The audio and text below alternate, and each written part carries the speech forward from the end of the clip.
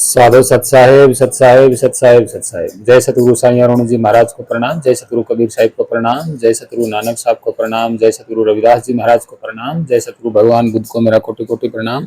आप सभी भक्तजनों, प्रेमियों, साध संतों, छोटे बड़े, माताओं बहनों, सभी मानव जाति को मेरा प्रणाम, प्रकृति को मेरा प्रणाम। सत साहेब सत साहेब सत साहेब। तो भक्तजनों, प्रेमियों, मानव पंथ एक चैनल पर आप सभी का स्वागत है। और जो है आज की जो वीडियो है वो बहुत ही महत्वपूर्ण वीडियो है। और हम आपको आज बहुत सारी सच्चाई बताएंगे कि 1400 ईस्वी के बाद क्या क्या हुआ है, कैसे हुआ है। बहुत सारी बातों का मैं आज खुलासा करूंगा और ऐसी ऐसी बातें मैं आपको बताऊंगा जिससे आप सोच में पड़ जाएंगे, यानी कि सोच में हैरान रह जाएंगे और सोचते ही रहेंगे कि ऐसा कैसे हो गया। बहुत सारी आज मैं आपको ऐतिहासिक बातें बताऊंगा और सच्चाई की बातें बताऊंगा और तर्क वितर्क हम इन बातों पे करेंगे और निष्कर्ष भी निकालेंगे और आप सभी को सच्चाई का पता भी लगेगा। तो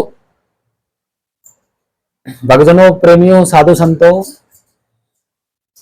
हमारा आपको पता ही है कि हमारा जो चैनल है, ये जो भी कोई कहानी होती है या ग्रंथ की कोई कहानी होती है या मनगढ़ंत कोई कहानी होती है, हम उस पर क्या करते हैं, तर्क वितर्क करते हैं, उसका निष्कर्ष निकालते हैं, आखिर क्या ऐसा हो सकता है या नहीं हो सकता।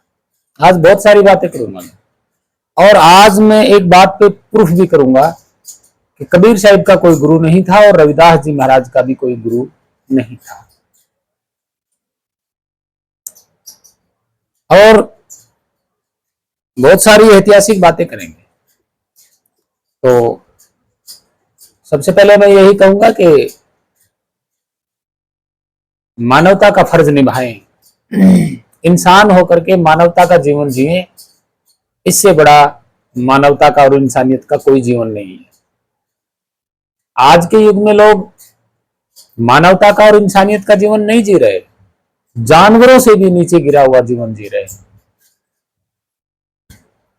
जानवरों से। और आज से 900 साल पहले भी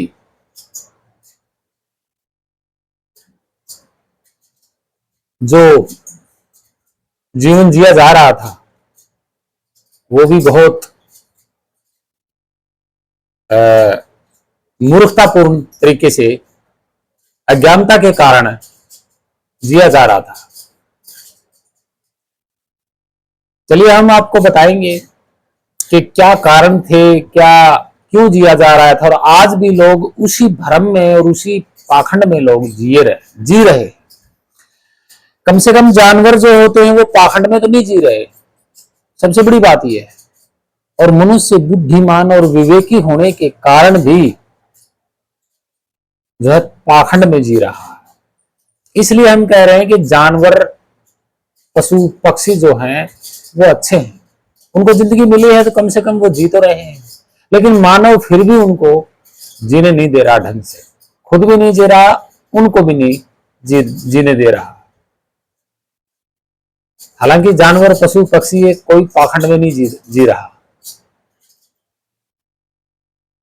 इनको किसी भी प्रकार का कोई, इनके लिए ये किसी की आशा पर निर्भर नहीं है, ये प्रकृति पर निर्भर है और प्रकृति पे ही इनकी आशा है। लेकिन मानव को प्रकृति से विश्वास टूटा है और मनगढ़ंत भगवानों की ओर आशा करके बैठा हुआ है। चलिए इसी बात पर हम शुरू करते हैं, कोई बात नहीं, आप ध्यान से सुनिए, इस वीडियो को देखिए। तो सबसे पहले हम ये किताब उठाई है, आप देख रहे हैं एल ब्रूनी का भारत, ठीक है। ये 11वीं शताब्दी में ये कौन था, इसको मैं पढ़ के बता देता हूं कि ये कौन था। तो ये इसका जो ओरिजिनल नाम है वो एल्ब्रूनी तो बाद में आता है, उससे पहले इसका लंबा नाम है। क्या नाम है इसका? अबुल रेहा मोहम्मद इब्न अहमद अल ब्रूनी, यानी कि इतना लंबा नाम है इसका। कौन थे ये?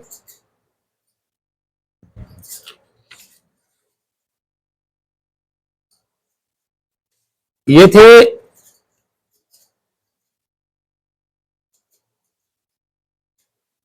पार्शियन स्कॉलर, एस्ट्रोनॉमर, मैथमेटिशियन और ग्राफिस्ट और एंथ्रोपोलॉजिस्ट, हिस्टोरियन एंड जियोग्राफर, यानी कि 1937 से और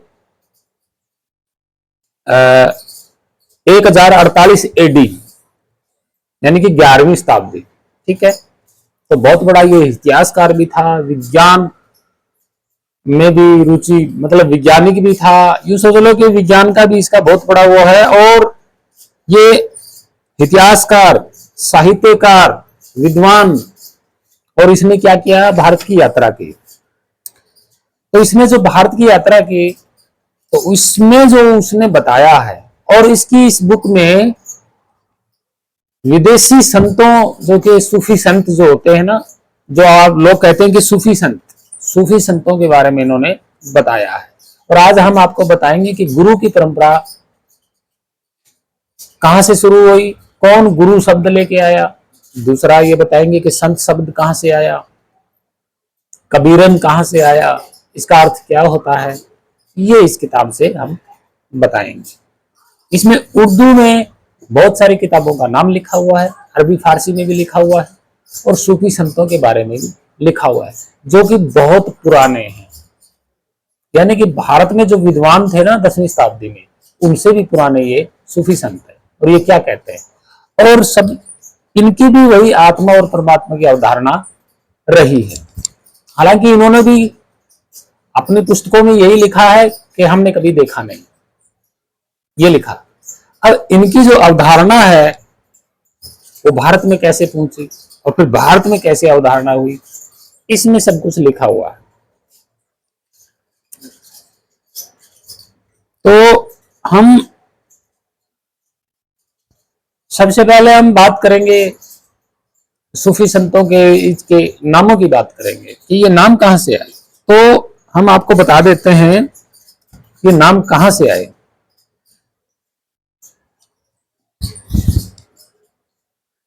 तो इस वीडियो को जरूर देखें और प्रमाण के साथ बताएंगे, और आप चाहे तो इसको पढ़ के देख सकते हैं, मंगवा के देख सकते हैं कि भारत में महान संतों को किस तरीके से वो किया है, यानी कि पाखंडकरण किया है, वो बताएंगे यहां से। और 11वीं शताब्दी में तो कोई संत नहीं था भारत में। किसका ज्ञान ज्यादा फैलाया जा रहा था और किसका सत्य ज्ञान उस वक्त था या नहीं था, सब कुछ इसमें है। तो हमने अलब्रूनी की किताब खोल दी है, ये देख सकते हैं आप। ठीक है, इसका जो पेज मैं पढ़ रहा हूं 46 नंबर पेज है इसका। और इसमें जो उन्होंने बताया है कि मैं आज बता देता हूं कि सूफी यानी कि साफ, सूफ और साफी, ये क्यों हुआ, ये क्या कारण था, संत का मतलब क्या होता है, तो मैं आपको बता देता हूं। देखिए, इसमें वास्तविक बात ये लिखी गई है कि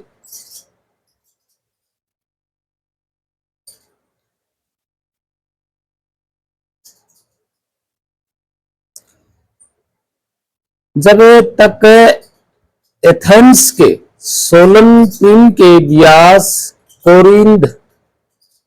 कोरिंथ के पेरियंडर, मिलिटस के थेलिस लेकीडीमन के किलोन, लेस्बोस के पिटेकुस और लिंडस के कलियोबोलुस, इन 7 ज्ञान स्तंभ कहलाने वालों तथा उनके उत्तराधिकारियों की अध्यक्षता में तर्क ने यूनानी लोगों के अंदर उन्नति प्राप्त नहीं की थी, जब तक प्राचीन यूनान के विचार भी इस विषय में हिंदू विचारों के ही समान थे। यानी कि ये लोग 11वीं शताब्दी में भारत के लोगों को हिंदू अपनी ओर से कहते थे। यहां जो भारत के लोग जो रहते थे वो अपने आप को हिंदू नहीं कहते थे, यानी कि बाहर के लोग भारत के निवासियों को हिंदू कहते थे।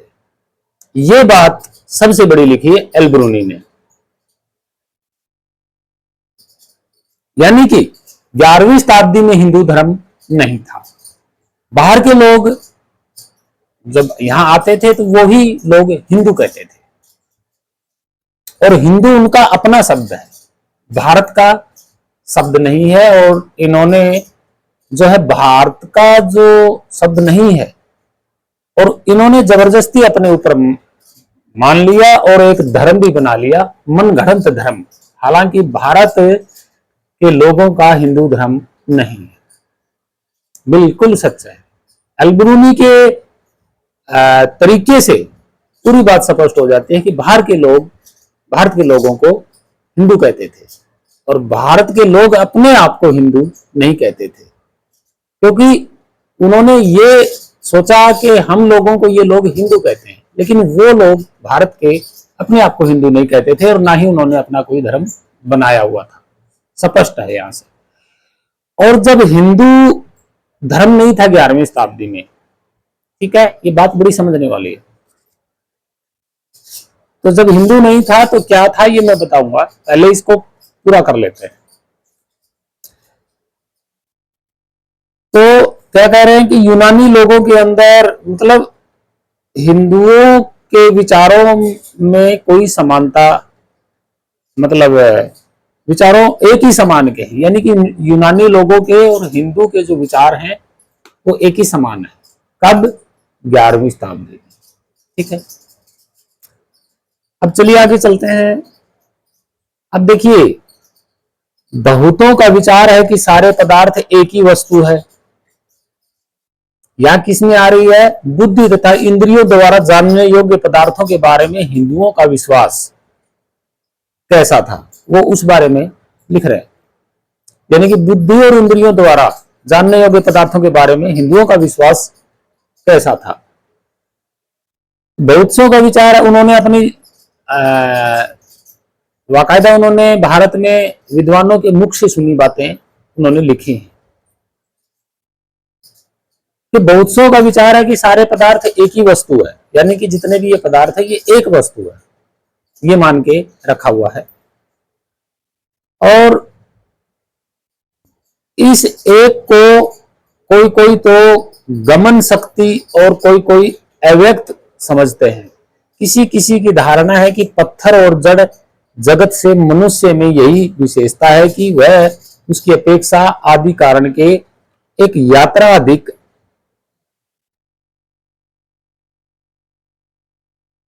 निकट है। यदि यह बात न होती तो वह किसी प्रकार भी उनसे अच्छा न होता। बहुतों का ऐसा भी मत है कि केवल आदि कारण का ही वास्तविक अस्तित्व है, क्योंकि वही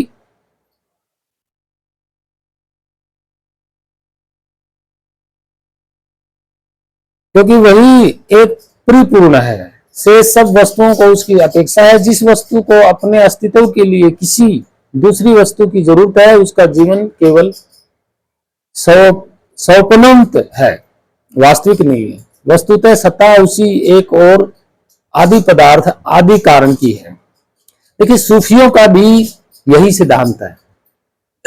सूफी जो है, संत लोग, सूफी से ही संत आया है।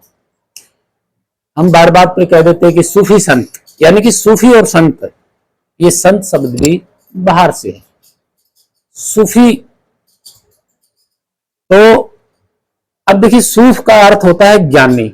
सूफ, सूफ का अर्थ ज्ञानी होता है,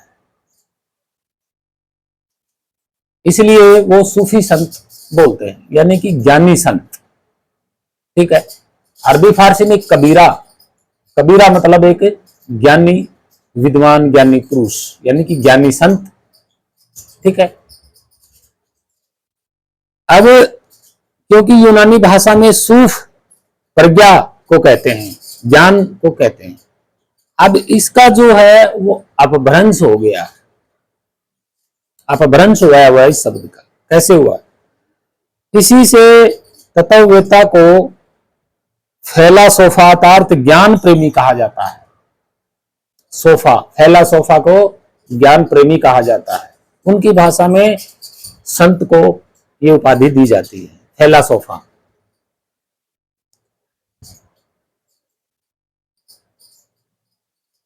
इस्लाम में जब लोगों ने तत्ववेताओं के सिद्धांत से मिलती जुलती बहुत सी बातों को ग्रहण किया है, तो साथ ही उनका नाम भी वही रहने दिया, किंतु बहुत से लोगों ने इस शब्द का अर्थ न समझने के कारण इसे अरबी शब्द सूफा के साथ मिला दिया।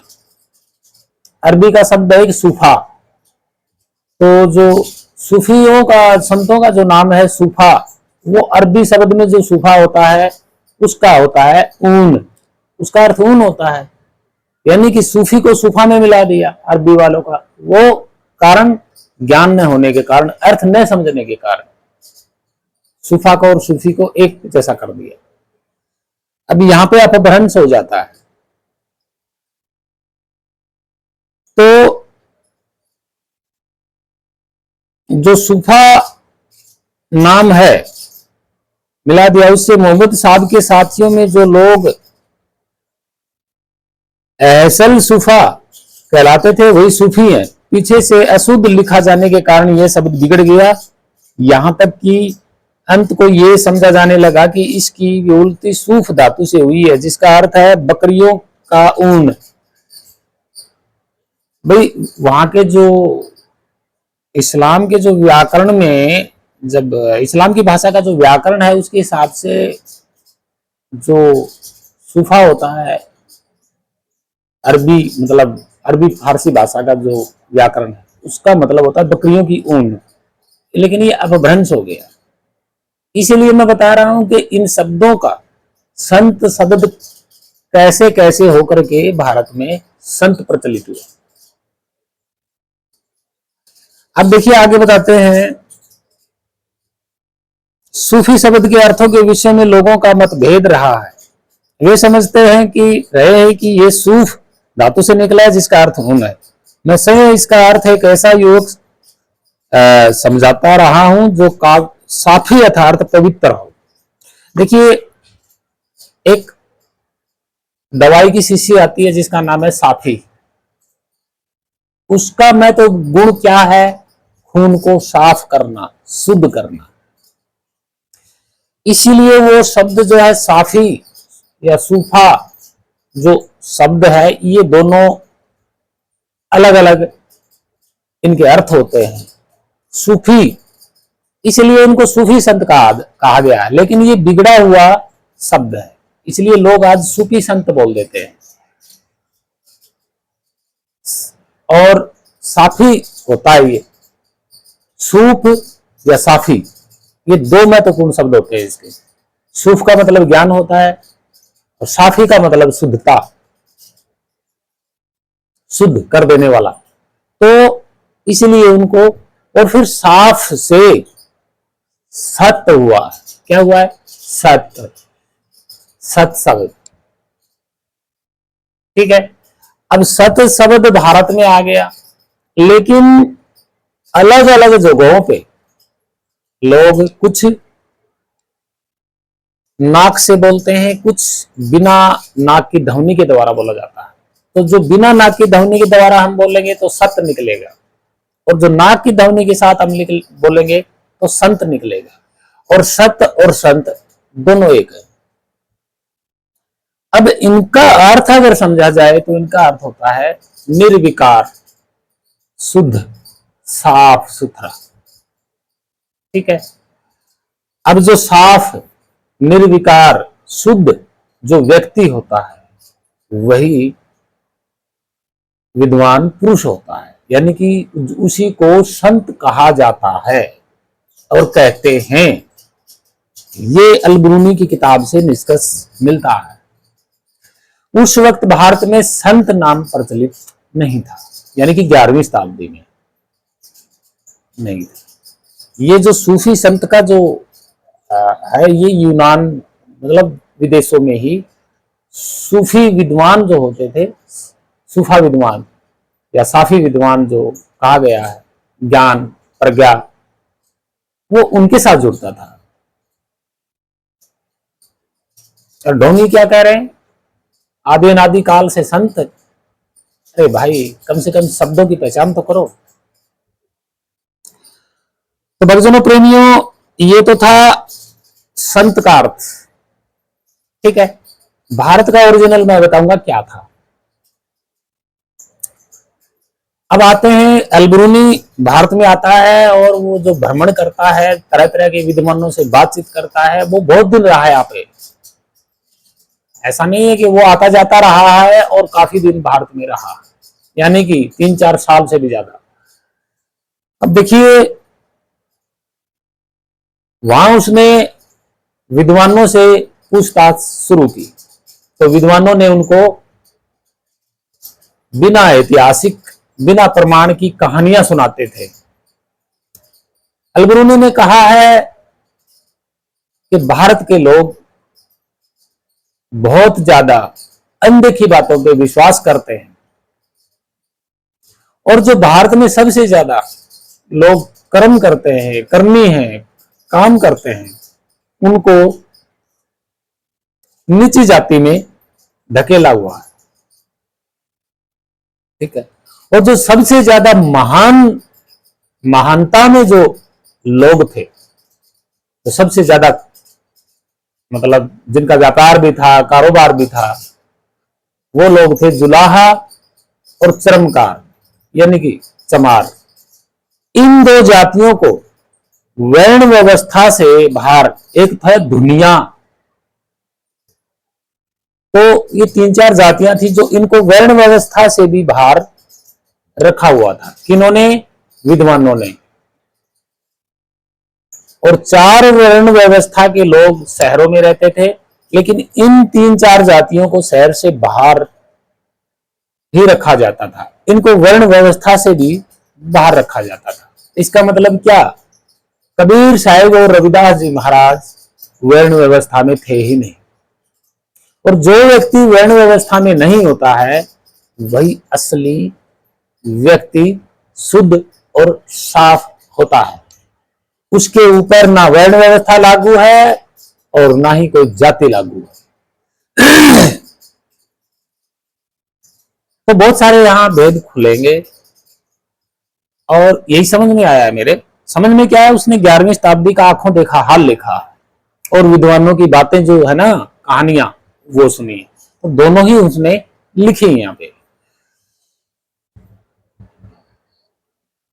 तो आगे अल-बिरूनी आप पढ़ के देख लेना, कोई दिक्कत नहीं है। अल-बिरूनी भारत में कहानियां मैं आपको बाद में बताऊंगा। अच्छा, अल-बिरूनी क्या कहता है कि विद्वानों का जो गढ़ था 11वीं शताब्दी में, वो था श्रीनगर में। श्रीनगर के इलाकों में विद्वानों का गढ़ था। और अल-बिरूनी ने कहा है ये बात कि वहां पर लोग अपने घरों के अंदर बैठ करके कहानियां लिखते रहते थे, यानी कि ग्रंथ लिखते रहते थे 11वीं शताब्दी में। और यही मैंने विष्णु पुराण का भी जिक्र किया था ना एक बार, और गरुड़ पुराण का भी किया था। तो मैंने कुछ पुराणों का जिक्र किया था पिछली वीडियो में, वो 10वीं शताब्दी के मिलते हैं पांडुलिपि में, यानी कि वो 10वीं शताब्दी में लिखे गए पांडुलिपि में। और यही बात अल-बिरूनी अपनी किताब में कह रहा है। इसने भी लिखते हुए देखा था 11वीं शताब्दी में, घरों में लोग, विद्वान लोग लिखते थे। और वर्ण व्यवस्था तो थी, ये तो अल-बिरूनी खुल के कह रहा है, कोई दिक्कत नहीं है इसमें। अब जो कहानियां क्या सुनी वो मैं आपको बताऊंगा। तो सबसे पहले हम बात करते हैं कि वो 1 साल तक रहे तो उन्होंने या 1 साल में क्या देखा, ओरिजिनल में क्या देखा। सुना भी उसने वही, और जो सुना उसने देखा भी वही, यानी कि दोनों में कोई अंतर नहीं है। जो सुना वही देखा भी। ये बात उसने बहुत ही बढ़िया लिखी है, वो मैं आपको दिखाता हूं अलबरूनी की भारत की किताब में। तो भक्तजनों, अलबरूनी की ये वही किताब है, इसका 76वां अध्याय है, ये लिखा हुआ देख लीजिए आप, 76वां अध्याय है ये यहाँ पे। इसमें अलबरूनी क्या करता है कि हमारा जो भारत में जो साल लगती है वो आपको पता है, साल का अंतिम महीना तो फागुन होता है, ठीक है। उसके बाद चैत्र लगता है, चैत, बैसाख, जेठ, आषाढ़, सावन, भादो, आसोद, मतलब आगे ऐसे चलता है, कार्तिक, निमसर, माह, पोष, फिर फागुन, ऐसे चलता है। अब उसने 12 महीनों की एक लिस्ट बनाई है कि 11वीं शताब्दी में कौन से नाम से और किस किस के त्योहार मनाए जाते थे, ठीक है। तो हम इसमें पढ़ते हैं कि चैत्र मास में त्योहार जो मनाया जाता था वो किसका मनाया जाता था, उसने आंखों देखा हाल लिखा है। चैत्र मास में कि दूज को कश्मीर के लोगों के लिए अगदूस नाम का पर्व है, ठीक है। और उनके राजा मोते के तुर्कों पर विजय लाभ प्राप्त करने का कारण मनाया जाता है, ठीक है। ये तो उनका त्योहार है। आगे वो लिखते हैं कि आगे फिर ऐसा कोई त्योहार नहीं है। अवश्य ही किसी हिंदू का एक विशाल साम्राज्य पर शासन करना कोई असंभव बात नहीं है, जैसा कि यूनानी, रोमन, तो वहां कोई जीत का कारण हो सकता है, इसलिए चैत्र मास में दूज को यह त्योहार मनाया जाता है। कहां पर? कश्मीर में। बाकी भारत में और कोई त्योहार नहीं है दूज तक। अब आते हैं चैत्र की 11वीं यानी कि 11 को, चैत्र की 11 को कौन सा त्योहार मनाया जाता है? हिंडोली। अब ये हिंडोली तो होली तो है नहीं। हिंडोली का मतलब हिंडा होता है ना, जैसे झूला झूलते हैं उसको हिंडा भी बोलते हैं, हिंडोली। हमारे यहां बहुत बोलते हैं उसको हिंडा या हिंडो या हिंडोली। तो झूलने वाले झूले को हिंडा बोलते हैं। हमारे यहाँ बहुत बोलते हैं लोग, देसी भाषा में बोलते हैं हिंडा। तो हिंडोली जो चैत्र नाम का त्योहार होता है, तब वे देवघर या वासुदेव के मंदिर में एकत्र होकर उनकी मूर्ति को आगे पीछे उसी प्रकार झूला झुलाते हैं, तो हिंडोली है। अब ये होली तो है नहीं। अब चैत्र मास में ये हिंडोला का होता है, इसके अलावा और कोई त्योहार नहीं है।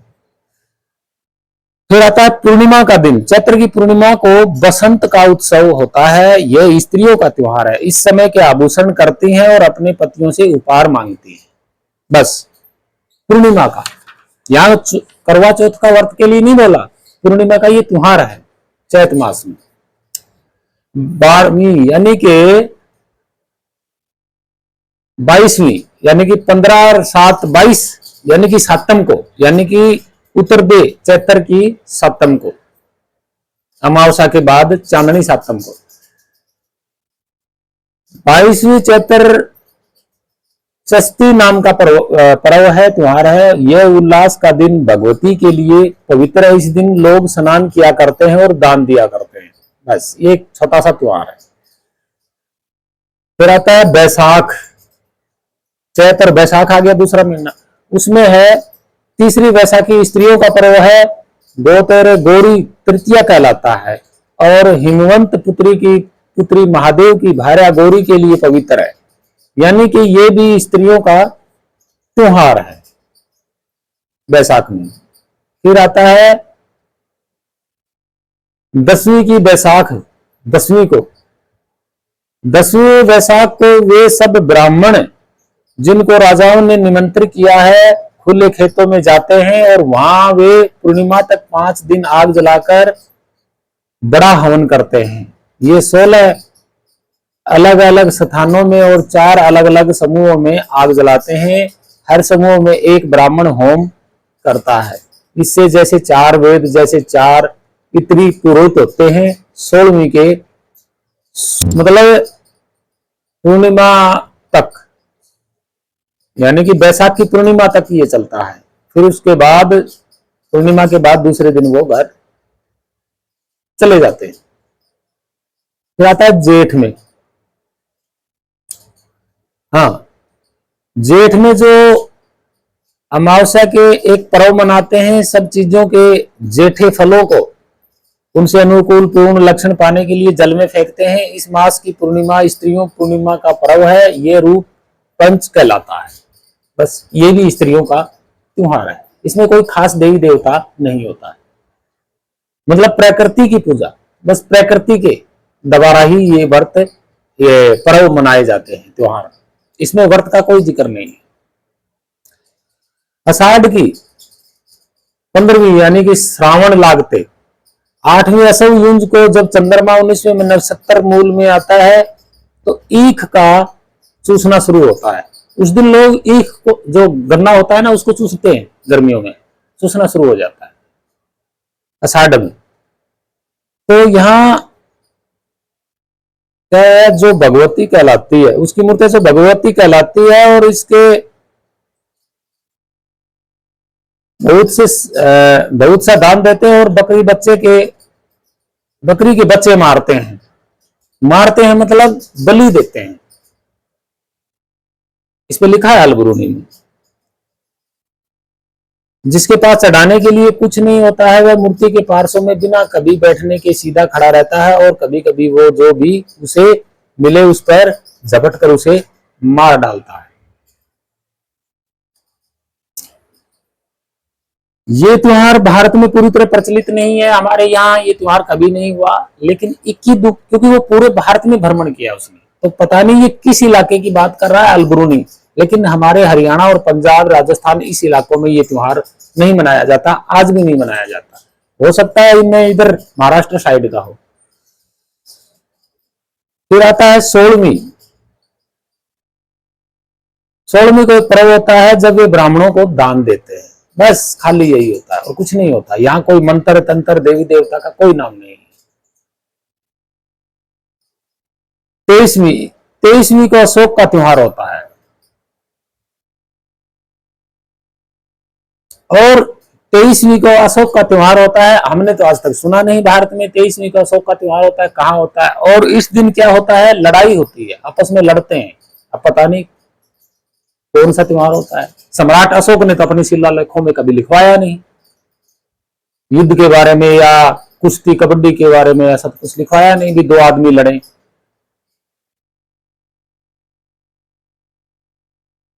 लेकिन भारत में ये मैंने तो नहीं देखा। चलिए जो भी है। भादर अमावस्या, जो भादवा लग जाता है, भादव, तो उसमें भादर के मास में जब चंद्रमा 10वें नक्षत्र में आता है, वे एक पूर्व पर्व मनाते हैं जिसे वे पितृपक्ष अर्थात पितरों का आधा मास कहते हैं, यानी कि अमावस के दिन। ठीक है।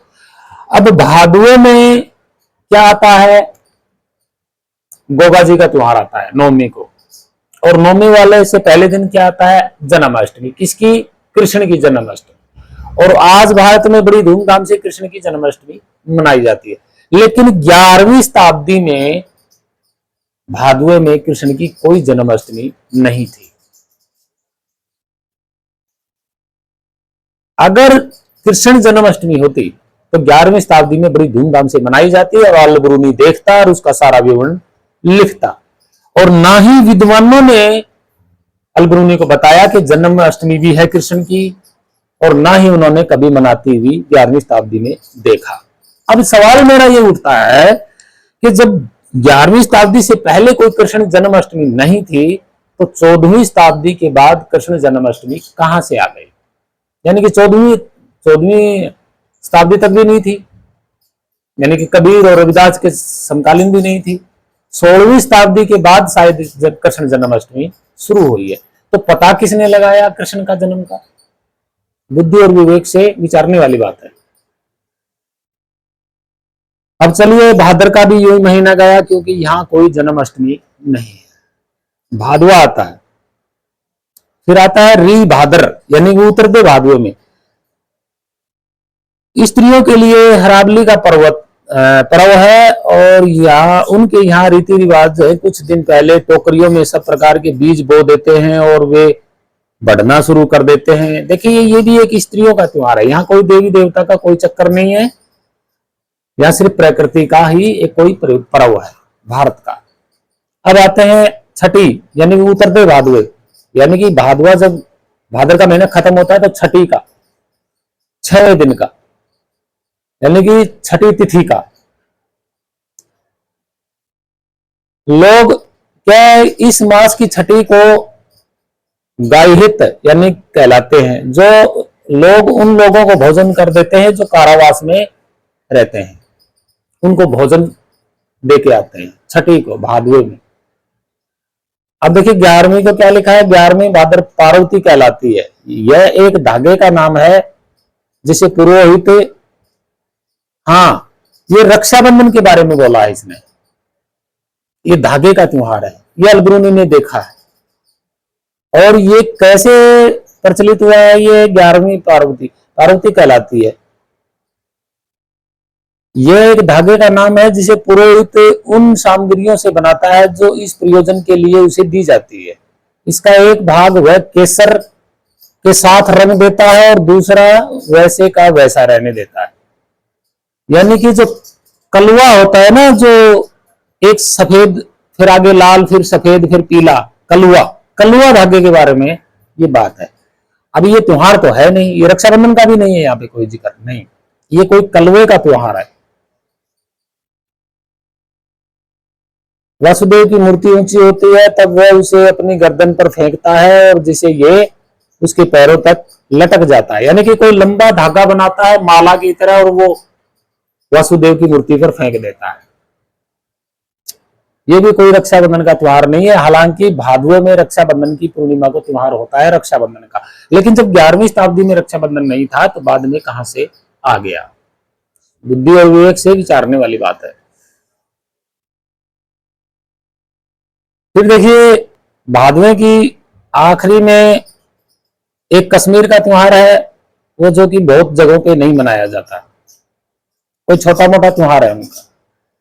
फिर आता है जी भादवे के बाद जो आसोज होता है। आसोज में तो कोई त्योहार ही नहीं है। आसोज में, पूरे आसोज में कोई त्योहार नहीं है, कोई नवरात्र नहीं है, कुछ नहीं है, कोई श्राद्ध नहीं है।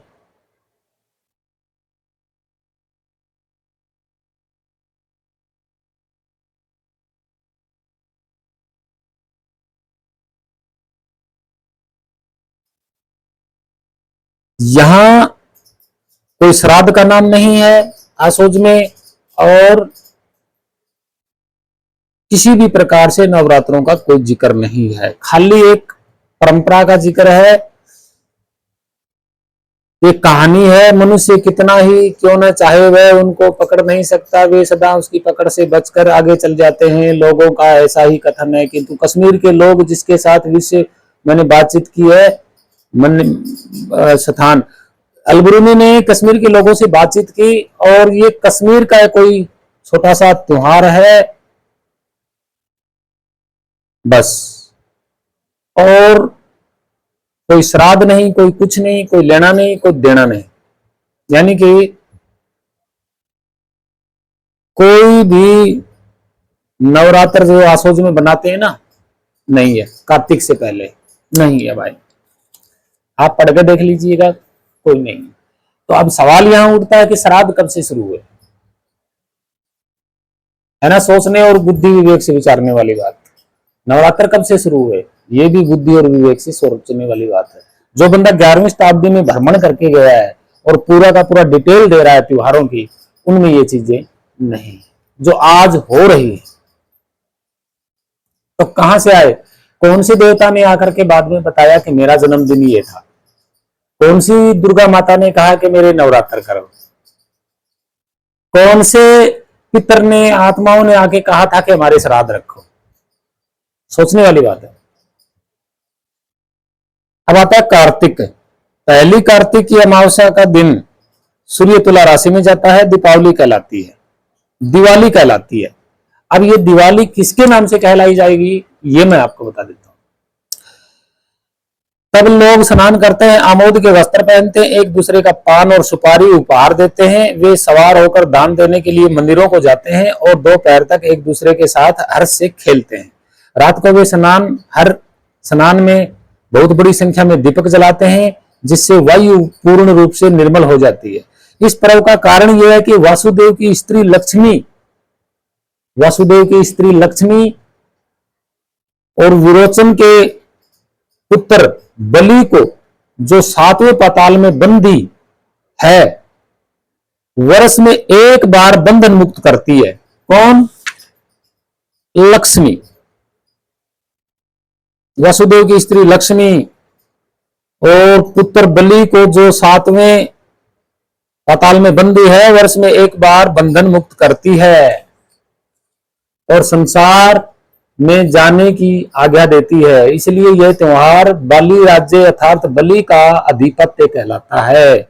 हिंदू कहते हैं कि कृत युग में यह समय सौभाग्य का समय था और वे प्रसन्न होते हैं, क्योंकि वस्तुतः उत्सव का दिन कृत युग के उस समय के समान है। उसी मास में जब पूर्ण चंद्र निर्दोष हो, वे कृष्ण पक्ष के सभी दिन अपनी स्त्रियों को सिंगारते और जेवनार देते हैं। तो यहां धनतेरस का कोई जिक्र नहीं है। पूरे कार्तिक मास में कोई दशहरे का जिक्र नहीं है, कोई रावण का, राम के घर आने का कोई त्योहार नहीं है। इस त्योहार के अलावा दिवाली है, लेकिन बलि जो 7वें पाताल में जो बंद कर दिया था पैर से विष्णु ने, कथा में कहते हैं भाई, तो उसको एक बार आज्ञा मिलती है साल में इसमें आने के लिए, पृथ्वी पर आने के लिए, पाताल से पृथ्वी के ऊपर आने के लिए उसको बंधन मुक्त कर देते हैं एक दिन के लिए। अब उसके लिए ये पर्व मनाया जाता है दीपावली। तो भक्तजनों, प्रेमियों, सुनते रहना ध्यान से, आंखों देखा हाल है ये, झूठ मनगढ़ंत कहानी नहीं है अलगरूनी की। अब चलते हैं आगे। चलिए बीच में, अच्छा माघ में आओ। कार्तिक और फिर क्या आता है? हाँ, माघ में आते हैं। माघ में कोई त्योहार नहीं है, स्त्रियों का एक कोई छोटा सा कोई त्योहार है। करवा चौथ का नहीं है, कोई और ही त्योहार है ऐसे ही, जो स्त्रियां सजती हैं, संवरती हैं, बस यही त्योहार है।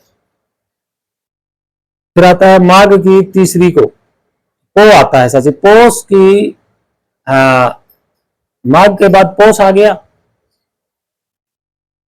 तो ये 8वें दिन जो अष्टक कहलाता है, वे ब्राह्मणों को इकट्ठा करके बथुए के पेड़ अर्थात अरबी में समृत से तैयार किया हुआ भोजन उनको देते हैं, बस, और कोई वो नहीं है।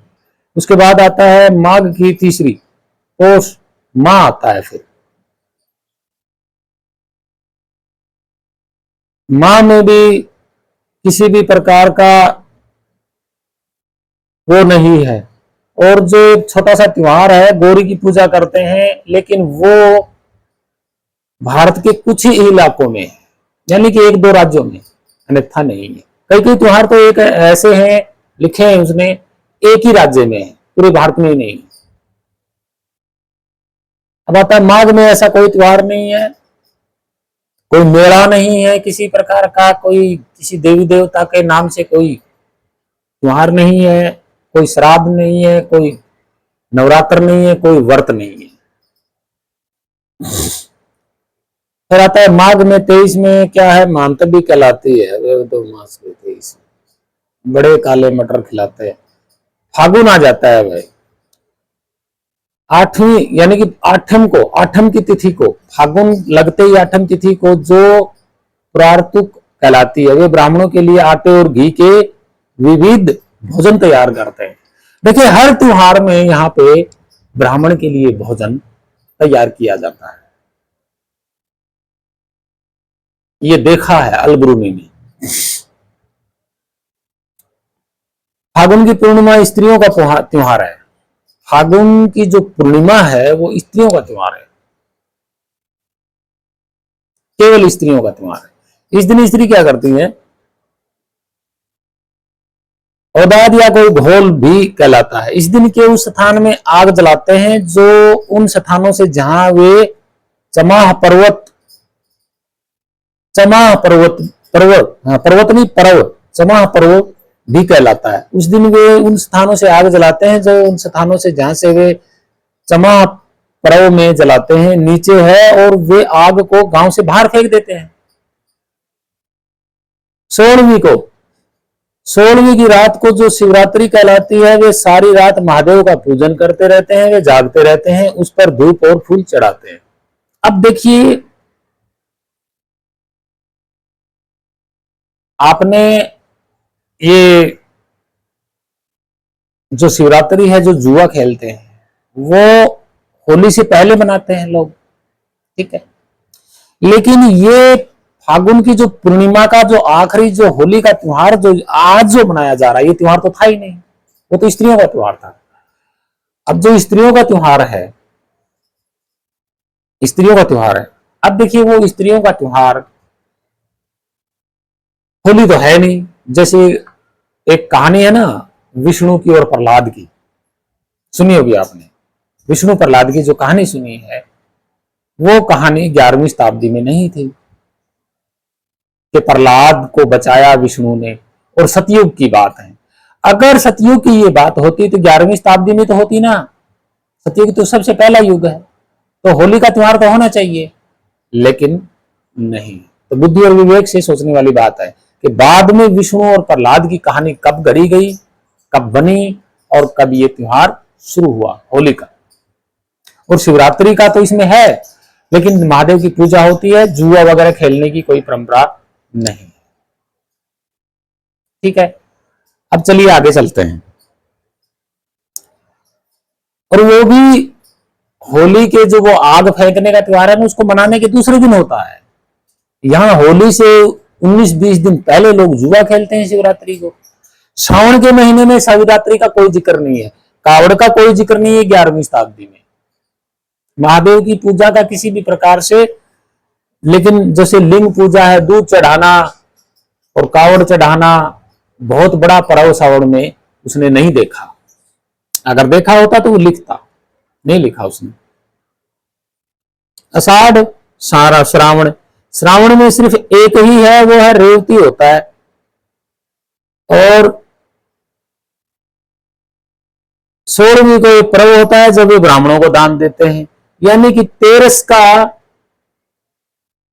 का कोई त्योहार नहीं है। और ये लोग कह रहे हैं कि तेरस को शिवरात्रि का पूजन होता है, लोग कावड़ चढ़ाते हैं।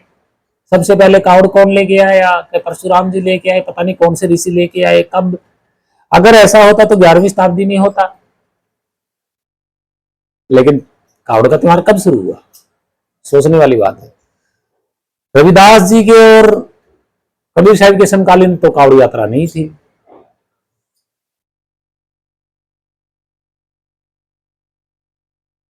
अब आता भादवे का, फागुन का मैंने बता दिया। फागुन के बाद, फागुन तो आखिरी महीना होता है, फागुन तो आखिरी महीना है।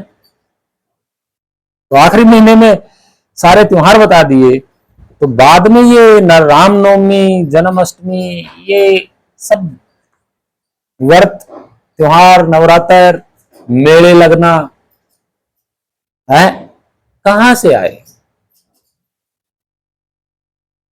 अलबरूनी ने तो पूरी अपनी सच्चाई बताई है।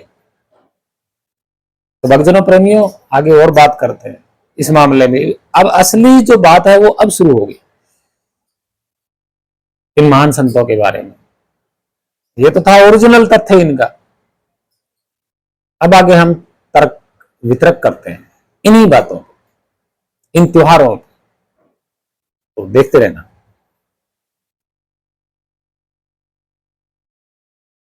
तो भक्तजनों प्रेमियों, ये थी फाहियान की किताब जो मैंने दिखाया था ना, फाहियान की भारत यात्रा, चिन्नी बौद्ध यात्री।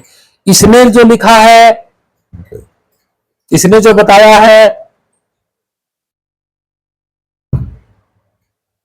इसमें जो 11वीं शताब्दी के त्योहार हैं वो इसने नहीं बताए।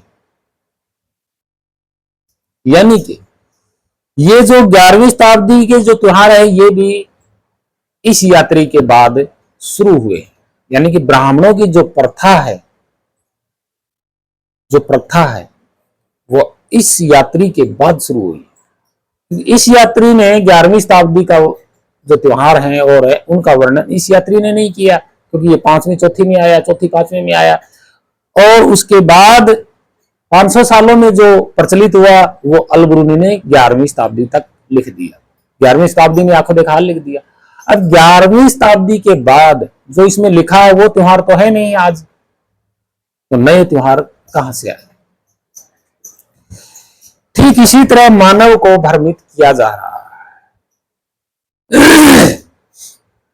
किया जा रहा है। अब देखिए अल-बरूनी ने क्या कहा। अल-बरूनी ने 11वीं शताब्दी में नाथ संप्रदाय का भी जिक्र किया है, जिसमें गौर को लिखा हुआ है, यानी कि गोरखनाथ के बारे में भी इन्होंने बताया है, पतंजलि के बारे में भी बताया है, और वासुदेव की कहानी में एक बार सुना चुका हूं आपको। इस अल-बरूनी ने जो लिखा है वासुदेव की कहानी में, तो वासुदेव को ही इन्होंने शूद्र बताया है, पशु चराता था, चरवा बताया है। ठीक है, विद्वानों ने ये कहानी किसने सुनी? इस अल-बरूनी ने सुनी। किससे? विद्वानों से। तो विद्वानों ने जो वासुदेव की कहानी जो बताई है उसमें 4 चीजें, जो आज जो महाभारत में 4 चीजें जोड़ी गई हैं वो उस वक्त 4 चीज नहीं थी। उसने पूरी की पूरी कहानी सुनी थी, ओरिजिनल, किसी के मुख से, पढ़ी नहीं, क्योंकि उस वक्त कागज तो था ही नहीं भारत में। तो उसमें तो द्रौपदी चिरहरण नहीं है, एकलव्य का गुट्ठा मांगना द्रोणाचार्य का वो नहीं है, घटोत्कच का नहीं है, खाटू वाले श्याम का नहीं है, और कृष्ण का विराट स्वरूप नहीं है, और अभिमन्यु का नहीं है, द्रौपदी का चिरहरण नहीं है, जुए का नहीं है। बताइए, जब ये नहीं है तो फिर बीच में कहां से आ गए? और ये भी एक कहानी बता रहा है, वो कहानी थी, ये ऐतिहासिक नहीं कह रहा है, ये कहानी बता रहा है अल-बरूनी कि ये कहानी थी, कथा थी जो सुनाई गई थी, इतिहास नहीं था। अल-बरूनी खुद इतिहासकार था, अगर इतिहास होता तो वो लिखता। और जितनी कहानियां सुनी ब्रह्मा विष्णु महेश की, इसने सबसे पहले ब्रह्मा की जो सबसे पहले जो कहानी है सृष्टि रचना की, अल-बरूनी ने एक विद्वान से सुनी, बहुत बड़ा विद्वान था, उससे सुनी। उसने क्या बताया कि सबसे पहले एक सोने का अंडा आया, सोने का अंडा पानी में था, बाहर निकला वो टूट गया, उसके 2 हिस्से बन गए, एक की पृथ्वी बन गई, एक आकाश बन गया। सबसे पहले कहानी ये थी सृष्टि की। तो बाद में ये ब्रह्मा विष्णु, ब्रह्मा ने सृष्टि रची, 4 उत्तर पैदा किए, ये कहानी कहां से आ गई? फिर 4 वर्ण तो थे, ऐसा नहीं है अल-बरूनी के समकालीन 4 वर्ण नहीं थे, लेकिन सृष्टि की कहानी जो है वो कुछ और थी। तो किस तरीके से बदल बदल के, क्योंकि वो रास नहीं आए, उन्होंने बदल दिया। तो क्या जब कोई सृष्टि का निर्माण होता है और उसका इतिहास बदल जाता है? जो शुरू में कोई चीज बनती है क्या उसका बदल जाता है? नहीं। तो भक्तजनों प्रेमियों, आगे हम बात करते हैं, आप खुद सोचिए बुद्धि और विवेक से, क्या सच है क्या गलत है। मैं तो पहले ही बता चुका हूं भाई, मैं तो मानता ही नहीं। उसने, अल-बरूनी ने बहुत सारे संतों के सृष्टि के मत लिखे हैं, आत्मा और परमात्मा के मत लिखे हैं, लेकिन यूनान में जो आत्मा परमात्मा की अवधारणा है, सेम 11वीं शताब्दी में ब्राह्मणों की भी वही अवधारणा थी, आत्मा और परमात्मा की। और ये बंदा चौथी पांचवी शताब्दी में आया, इसके समकालीन आत्मा और परमात्मा की कोई अवधारणा ही नहीं थी। क्या मतलब? बाद में प्रचलित हुए आत्मा और परमात्मा। और सूफी संत खुद कह रहे हैं उन्होंने देखा नहीं, आज तक देखा भी नहीं। सुनी सुनाई बातों पर आज भी लोग भारत के विश्वास कर रहे हैं, देख नहीं पा रहे, तर्क बुद्धि नहीं लगा रहे। और भारत का असली जो नाम था वो था बोध। बोध ही आपका परमात्मा है, यानी कि बोध हो जाना, आपका खुद का बोध हो जाना ही आपका असली सत्य है, असली आपका परमात्मा स्वरूप है। उसका स्वरूप जैसा कोई दूसरा स्वरूप नहीं। हमारा जो भारत का पुराना नाम था वो था बोध।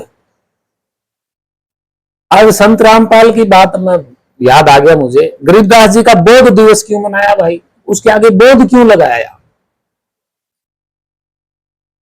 क्यों लगाया? तो भारत का पुराना नाम तो बोध है, ज्ञान दिवस, यानी कि ज्ञान हो जाना। बोध दिवस किसका ज्ञान? अपने निज सत्य स्वरूप का ज्ञान हो जाना, उसी को बोलते हैं बोध। और बोध एक समझाने का प्रतिचिन्ह है। बोध यानी कि ज्ञान एक प्रतिचिन्ह है किसका? उस सत्य स्वरूप का। बोध के अलावा उस ज्ञान का कोई दूसरा नाम नहीं है। यानी कि ज्ञान हो जाना, बोध हो जाना किसका? सत्य का, जो आज भी मौजूद है। तो असली नाम जो था वो सत्य का, जो उस आदि अनादि काल से जो चला रहा है, नी अक्षर नी तत्व, उसको जान लेना ही बोध कहलाता है। और यही नाम है, यानी कि बोध हो जाना। और ये उसका ओरिजिनल नाम नहीं है बोध, उसका हो जाना को बोध कहते हैं। यानी कि जान लेना ही बोध हो जाता है। यही था पुराना भारत में। और यही बात कबीर साहिब ने कही कि खुद का बोध हो जाना, सत्य स्वरूप का बोध हो जाना, ज्ञान हो जाना ही सत्य है। तो यहां कहां से मंत्र तंत्र हो गए? मंत्र तंत्र तो 11वीं शताब्दी में ये खुद अलबरूनी कह रहा है कि ब्राह्मण लोग करते थे, ब्राह्मण विद्वान करते थे, आत्मा को बुलाने के लिए, परमात्मा को, इंद्र को बुलाने के लिए, देवताओं को बुलाने के लिए। और अलबरूनी ने कहा कि मैंने तो देखा नहीं, हवन यज्ञ बहुत देखे, लेकिन कोई देवता उतरता हुआ, भगवान कुछ भी उतरता हुआ अलबरूनी ने नहीं देखा। सोमनाथ का मंदिर पर आक्रमण हुआ था 11वीं शताब्दी में।